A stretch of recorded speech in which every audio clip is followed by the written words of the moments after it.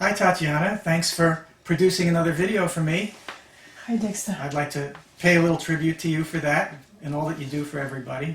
It's quite a wonderful mission you're on. Okay, so first of all, surprise, today's my birthday. Oh, happy birthday. I'm 58 years old today, so happy birthday to me. So we have birthday treats. Here is a gluten-free mocha brownie muffin, birthday muffin for each of us. Let the celebration begin. Okay, that being said, I actually have something else to talk about besides celebrating my birthday. I know that's a shock to you.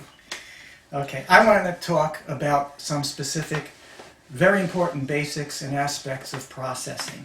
Specifically, something incredibly neglected, positives in processing, which really should be the basis of processing, because we want to accomplish things. We want to accomplish goals, states of being for ourselves, how our life should be, how we feel we should be, our operating level, career goals, accomplishing whatever it is we would like to build or create, or for ourselves or for others. And the stress in what we call auditing in Dianetics or Scientology, well, you know what? It's far too much on negatives. The negatives are only important when they get in the way of our goals. Any other negatives are irrelevant and really don't come up unless you probe for them. So they're really not that important. That's a philosophy I've really come to embrace. Okay, but where I really want to start out from, because I want to make my talks accessible to people that don't have Scientology training. I want to be understood by a broader audience of people that I know would like to be able to understand. So I'm going to start out talking about what we mean by processing. Okay, what is processing? Okay, so I've written this up, it's on my website. Basically, I'm just going to read it to you. As we go through our lives, things sometimes happen which are unpleasant, painful, shocking, in short, difficult to experience. And we tend to fend off or resist or the fully experiencing of these occurrences any number of ways. We come up with solutions, and these solutions always become problems in themselves. But anyway, it's the environments, impacts, perceptions, and feelings that we experience go largely unprocessed. Processing everything associated with an experience is like digesting what you eat. Okay? Ideally, you fully absorb in entirety, leaving nothing undigested, unprocessed. Okay? Anything in your system, and system could mean your body, your stomach, it can also mean your world and your mind, your universe. Anything in your system left undigested, unprocessed, okay, is going to create discomfort and distress. It's going to hang there. Just as any painful or shocking experience not fully processed by you as a spiritual being will leave you with some distress. It doesn't just go away because it hasn't been digested. It hasn't been disintegrated, taken apart. It hasn't really been swallowed. Processing is the action of mentally or spiritually digesting, particularly those experiences that do not go down easy. The ideal condition would be for all of us to fully experience and thus process or digest everything as it happens. In fact, that might be a theoretical goal of positive gain processing, in which one's abilities to create and experience are realized. Negative gain processing is the application of techniques through which one digests the undigested material that one has, to a degree, experienced over the course of their existence. And when I say to process everything as it happens, as a theoretical goal of positive gain processing, in which one's abilities to create and experience are realized, that's an important word, realized. Okay, what we mean by that is, we have ultimate potential. There's never going to be any sort of technique that's going to give you some ability that you don't inherently have already. It's all about realizing these abilities, knowing you have them and accessing them. That's what it's about. So to continue, essentially, painful experiences are those which run counter to or oppose one's goals of being, doing, and having. Processing should be oriented in the direction of addressing the particular person's movement relative to their goals. When one is handicapped by the effects of experiences that drive you away from how and what you want to be or do or have, these effects are what should be addressed with negative gain processing techniques, specifically those things that apply to you, that are on your mind because they've been getting in your way. Okay? What we call that in processing is paralleling the mind, as opposed to using a cookie cutter sequential approach of processes that have been designed for nobody in particular or for everybody. That's not my approach. I think that what we should be doing is addressing whatever is specifically on your mind because it's affecting you. Okay? When one simply needs or wants the enhancement or realization of abilities pertaining to accomplishing what you want to be, do, or have, those particular abilities you are seeking are the things to address with positive gain processing, positives. And those are the goals. You know, it's not a goal to, not have a headache anymore. A headache is something you need to get rid of so you can be accomplishing your goals or realizing your goals. You know, getting rid of that headache, that's negative gain processing. That only should be done and only needs to be done to the degree where you can now focus on the goals and the positives and get going. My approach is to address with you those things which you find painful or disturbing with effective negative gain processes if and when these emerge for you, okay? When and where these things are predominant for you, and then, or otherwise, applying those positive gain processes that address the particular abilities that you're working to develop in your direction of accomplishing your own particular goals.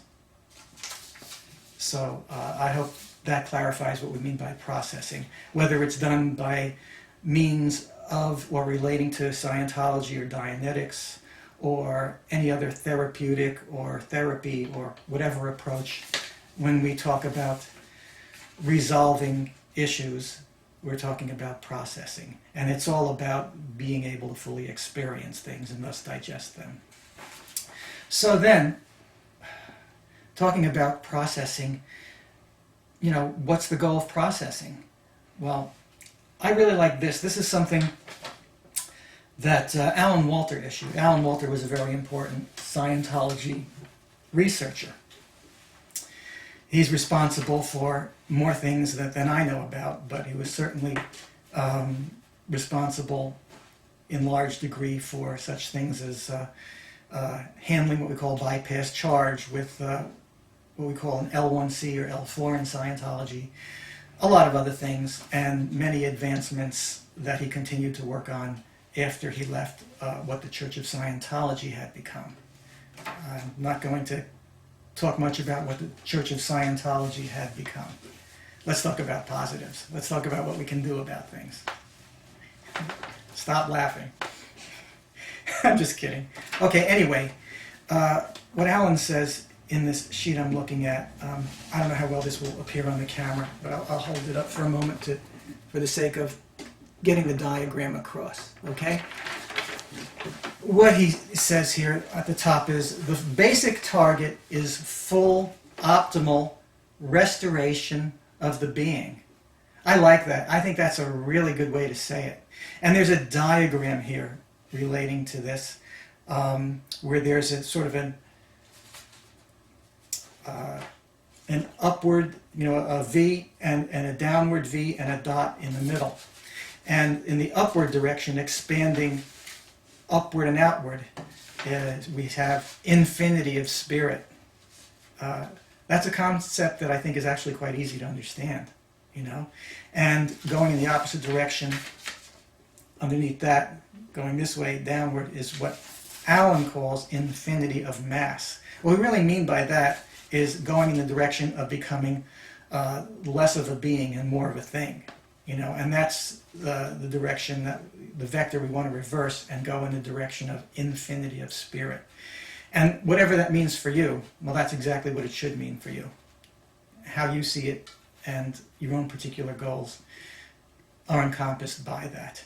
And there are basically, I've realized there are actually 3 directions of processing. Normally we think of processing as it's defined through Scientology as negative gain processing and positive gain processing. Now, negatives we described a little bit. Negatives involve pain and unconsciousness and reduction of one's life force, reduction of one's optimism, reduction of one's feeling that they can accomplish their goals, reduction of their optimism, okay? And those things being addressed, those incidents, experiences, pain, unconsciousness, we'll go into some other things relating to that area, okay? But that's negative gain processing, is the processing of the bad stuff, okay? The stuff that gets in our way, these painful incidents. Anything that is based on digesting and processing those experiences that have had a bad effect on us one way or another. That's negative gain processing. And then there is positive gain processing. We're going to talk about that more. But basically, positive gain processing is addressing your goals, addressing your powers, your abilities, realizing these, increasing these. And that there's actually something in between. This occurred to me recently. In processing, in Scientology, one very interesting thing that was discovered a long time ago is that we have what's called, how can I put it? Well, sort of an optimum, what we're most comfortable with, amount of mass around us.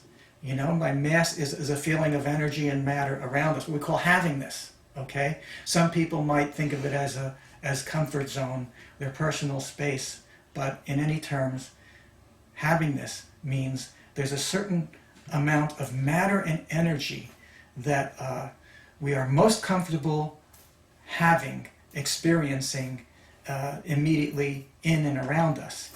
And negative gain processing is all about processing out the matter and energy contained in these 3-dimensional holographic images of painful experiences and things relating to them. And when we process these out, which we can do very efficiently sometimes depending on the technique we use, an interesting thing can happen. A void is created where this energy and matter was in what we call, well, these 3-dimensional images in Scientology, we call them facsimiles, when they're images of past experiences.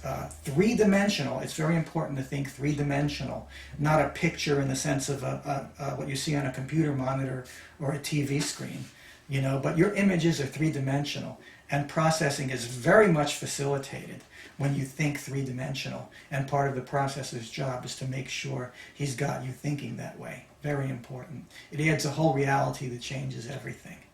So when you dissolve some of this, as we call it, mass of these images, these 3-dimensional images containing painful experiences and moods and unconsciousnesses, a void is created, and there's a very often great feeling of relief when these things are gone, in that sense, when that heaviness and pressure and that mass and energy are gone. But what frequently happens is that void of mass and energy creates an imbalance that we're actually uncomfortable with. A person can feel nervous. They can, if they'll smoke a cigarette, or they'll eat food that's not necessarily nutritional for them, or they'll drink because of a lowered, what we call havingness. There's a certain amount of energy and matter, matter being condensed energy. Energy essentially is simply movement. That's what it is, it's motion. And when we don't feel we have enough of this, we're uncomfortable. So in Scientology, processes were developed for this, to run in auditing sessions, in processing sessions, when it can be very detectable You know, when a pre-clear has when a person has a low havingness as a result of running out some painful experiences, and that energy and mass is too much decreased, they could get a little fidgety. There's certain indications with what we call the E meter that we come to recognize as lack of mass. An experienced processor or auditor who is sharing space with the person should be feeling what they're feeling. They should instinctively feel it and know that. But however it's detected, we have what's called havingness processes. And havingness processes are to make up for and fill in that vacuum, that void of energy and mass. And why is that important? It's important because if you don't do that, that vacuum is going to suck in more facsimiles, more negative images, three-dimensional images from the mind, and the person could get more uncomfortable sensations, pains, aches, pressures, or moods, what have you. So when you have that vacuum, it's going to be filled. They say nature abhors a vacuum. Well, that's true with our minds too. When that energy level goes down below a level we're comfortable with, if we don't substitute for that emptiness with something positive, it will get filled with something negative. And that comes from what we call your reactive mind. More negative images are just going to fill in that void. So that's not what we want to have happen. So we have processes that get the person taking in their present time environment. This is called a havingness process. A havingness process can be look around and find something that you're comfortable with having right here. Essentially, that's what a havingness process is. Look out and experience things in the environment one way or another. That is what every havingness process basically is. The reason I bring this up in relation to positive gain and negative gain processing, it has recently occurred to me, and I've never seen this before. I'm not saying I'm the first person to see it this way, but I've never seen it stated before. You've got positive gain processing and you've got negative gain processing. Positive in the direction of abilities, powers, and goals. Negative in the direction of addressing painful feelings and experiences and attitudes. What is havingness? Havingness is actually neither one. Havingness process, you know what it is? There's the vectors of negative gain, things that are harmful that you want to process out. Positive gain, abilities and powers and so forth that you want to expand on and fully realize. And in the middle is havingness. Havingness is, as opposed to better of positive gain or addressing the worse of negative gain, havingness is status quo. Havingness is things as they are, okay? It's not eliminating the negative or accentuating or expanding on the positive. It's status quo. It's just take in your environment as it is, present time, experience present time. So that was an important realization for me, to just see that. When we run havingness, I understand the purpose of it. I've just explained it. It has a value. But it's status quo. So what's occurred to me is, why run status quo? You don't process a person so that they can come out of the session seeing the same world that they saw coming into the session. That's status quo. You don't need a session for that. You could just tell them to walk around the block, So better than running a havingness process, which does solve the issue of that lack of mass and has a purpose. Better yet, run a positive gain process. And that's the direction I go in now. I'm going to cover this in more detail, but what I mean, like run a positive process. Well, I'll just give you a couple of commands from a positive processing that's been working remarkably well that I've been using.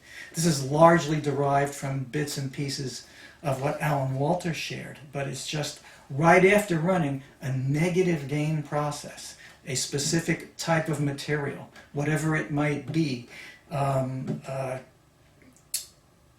Let's say situations that made the person feel like they had no control over their life. Comes up frequently, so let's take that. Feeling of being completely at the mercy of the environment and having no control and out of control. let's say we ran something of that nature for the person, and we ran out an incident or several related incidents of that, giving the person some relief from that. We're not feeling like control is being imposed on them, okay? Well, the next logical thing to do would be to run a positive game process about realizing their actual ability to control things. Because when you delete the negative, you're not automatically creating the positive. You're just leaving a void when you delete the negative. So instead of then running a having this process, well, find something here you're comfortable with. Let's go in an upward vector instead of status quo.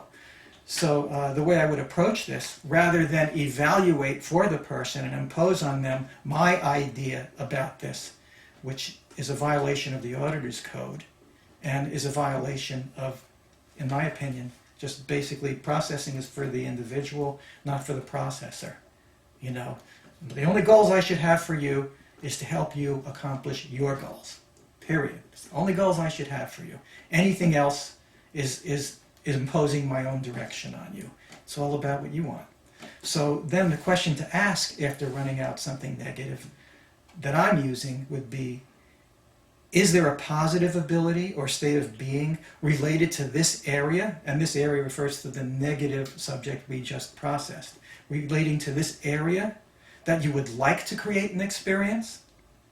And you know, I've done this now about 30 times in session since I came up with the realization that this was a good approach.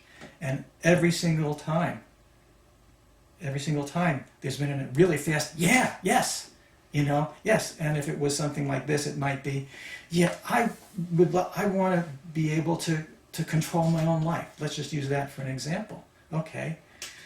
So having gotten that, I would then, first of all, have the person envision that. You know, get the idea of how that feels to accomplish that. You know, put that there for themselves. Envision is a great word. I'm going to go cover this in more detail, but basically, the truth is that perception and creation are not two unrelated things. They're two sides of the same coin. The way we perceive things is the way we create them.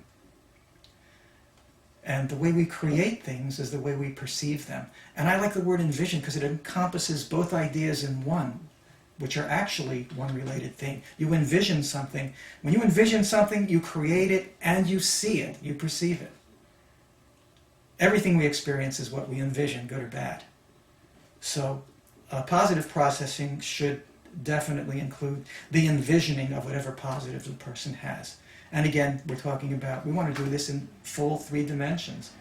And fully understanding this and realizing this from a combination of what I've been studying, including largely Alan Walter's work, but not only Alan's, my own observations on the subject, and what is experienced in session with the people that I'm processing, what we call my pre-clears, has made this very clear. You get the pre-clears viewpoint when you run session. You know, I mean, you basically create a context in which they can completely focus on their universe. You know, that's your job as an auditor. You know, anyway, so what they're envisioning, or have them envision what they want to envision. That's a part of this process. I'll go into the rest in more detail as we go along. Tatiana, are you with me so far? Yes. Do you have any questions or comments? Good. Very good. Okay. So, having covered the basic target of full optimal restoration of the being, and defined processing, and looked at the 3 directions of infinity of spirit, or infinity of mass, okay, and the negatives, and that in between that we have having this processes, which are simply status quo, and you know, we really, again, you know, we're not here to put that car in neutral. We want to go into drive. So I'm all in favor, that's what I'm saying here, of scrapping the having this processes and scrapping, you know, putting that car in neutral. I'm going right into drive with a positive process. It's not that having this processes are in any way bad, but they're not particularly positive. They're just here's the environment as it is. You know what? Speaking of as it is, this is something else I wanted to cover. I'm going to go right into this because this conversation happens for me very frequently. What I'm going to talk about is, as described in the book The Phoenix Lectures by Ron Hubbard, and I know the Church of Scientology is no longer publishing this book. If you want to understand the true basis of Scientology, read the book The Phoenix Lectures. Really, that's where the basis is. I don't think I know anybody who's actually read and understood that book that hasn't considered it their favorite book on the subject. Okay, and what specifically, there are these terms we use in Scientology, and it's very surprising, but you learn that few people really understand these. And this is the basis of Scientology. What I'm talking about is what's called the 4 conditions of existence. I'm going to explain these terms, but first I'm just going to throw them out. There's the 4 conditions of existence are called as-isness, alter-isness, isness, and not-isness. And this relates to everything we do in processing. Scientologists come to think of as-isness, if they're just not totally confused by it is a confusing wording. It certainly is, as-isness. I mean, you know, there's so much Scientologies put together in a you know, put ness at the end of something, and as, and then is. I mean, yeah, it's not something a person's going to hear as isness and instinctively know what that means. That's never going to happen. What Scientologists generally think of it as meaning is to make things vanish, to as is them. Well, you know what? That's not what as isness is.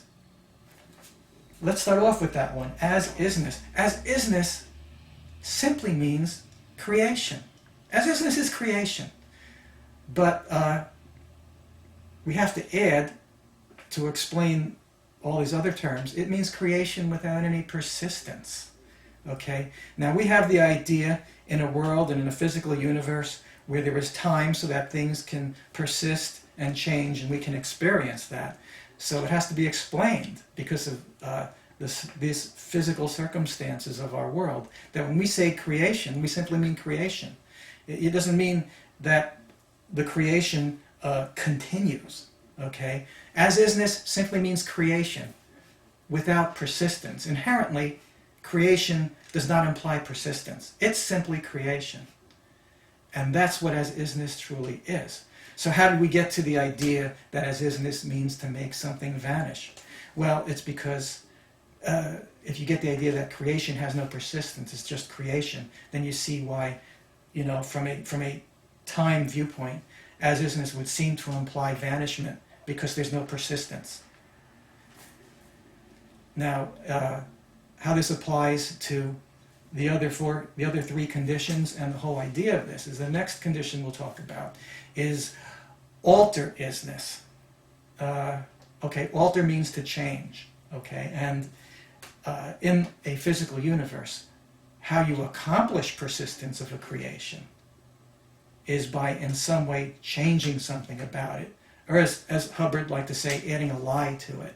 You know, so if you create something and it's green, and you say that it's blue, it just happens to be true that a persistence will create because you're not allowing for that, the non-persistence of that creation, because now you're not acknowledging the actual creation. You're actually looking at a false picture, and that can persist.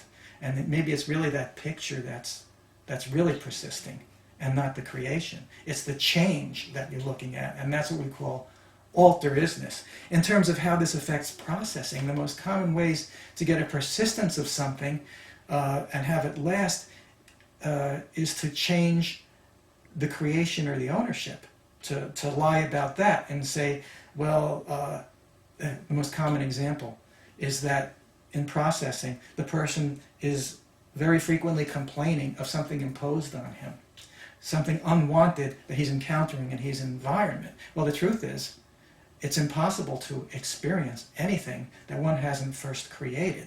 Now they're perceiving it, because along with creation comes perception. You create it as you perceive it as you create it. So in order to accomplish the acknowledgement of something continuing to exist. That continuance in itself apparently is very desirable. You know, it's an acknowledgement of having created something. So we'll be experiencing things, and when we process them correctly, the conclusion that inevitably is reached down the line is, I caused it, I created it in the first place. And you know what? When the person actually gets that fully and specifically, they brought it back out of the alter isness to an as isness, a pure creation without persistence. At that point, there's no problem there anymore. The person is no longer feeling any bad or harmful or ill effects, because it doesn't exist. It was simply a creation, and creation has no persistence. That's why this is important in terms of processing, and that's why this principle was discovered in researching processing people or beings. Now the third condition is isness, and that isness simply means the persistence of something through alterising it, through changing it. Isness is the apparency of existence, okay? And it's the way things appear to be, and it's a persistence that can be perceived, and that's what we're looking at when we change something, and that's why we change something, so that it can be there for us in its altered form. And of course, that implies and involves some unconsciousness, because in order to get a persistence and later be sitting there in a session saying, this thing just is imposed on me, I don't want it, it's something I encountered, somebody else must have caused it. It's interesting that later we're complaining about that when we get tired of it and it's still there. But we had to first not know what we created, okay? And that's part of the changing, the alter-ising. You know, we're forgetting, actually, that's more like not-ising. That's the next condition. So I'm going right into that. Not-isness is trying to use something to oppose that which has been created. And it never entirely makes it vanish or go away. You know, it's using force against something. It's countering something. See, correct processing is a solution. When a person feels they're encountering something they don't want to experience, the human habit is to resist it, is to run away from it, or to attack it, or to try and push it away or go away from it. And that's called not-ising something. To try to make it not there. What processing is about is the deconstructing of that which has been created, the discreating of that which has been created. And that's where as-isness gets to be considered a way of making things vanish, because what you're doing to deconstruct something is to take back the ownership and the cause in the moment of creation. As-isness is sometimes thought to be making a copy of the original moment of creation. It's not a copy. What it is recreating the original creation. There's a subtle difference between that and making a copy. You're recreating the original.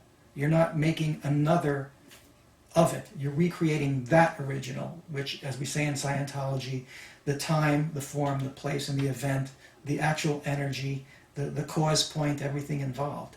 And when the person simply goes back to the as-ising, the creation without persistence, which the cycle began with, cleanly and fully, it's then deconstructed. It's back to having no persistence. Deconstructing is what processing is actually about. When people run into trouble in life with things, it's because they're trying to uncreate them by opposing them. And that's called not-isness. It actually makes these three-dimensional images, these projections we create, which become real in our world, it makes them, to use a Scientology term, more solid. Okay? So with processing, what we're doing is we're undercutting all that.